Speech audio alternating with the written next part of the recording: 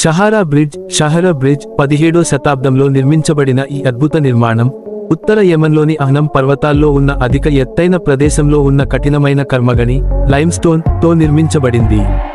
ఈ విశిష్టమైన వంతెన 300 అడుగుల లోతైన లోయపై విస్తరించి గతంలో ఒంటరిగా ఉన్న సహారా పర్వత గ్రామాలను కలుపుతుంది. ఇది యెమెన్ ఇంజనీరింగ్కు ఒక శ్రేష్టమైన ప్రతీకగా నిలుస్తూ ప్రామాణికతతో కూడిన నిర్మాణ కళాకృతిగా నిలుస్తోంది.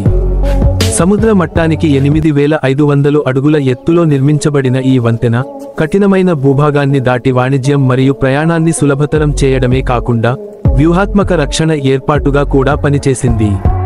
దూషణల సమయంలో తక్షణమే ధ్వంసం చేయగలిగే విధంగా దీనిని చాకచక్యంగా రూపొందించారు, తద్వారా శత్రువుల నుంచి గ్రామాలకు ప్రాప్యతను నియంత్రించగలిగారు.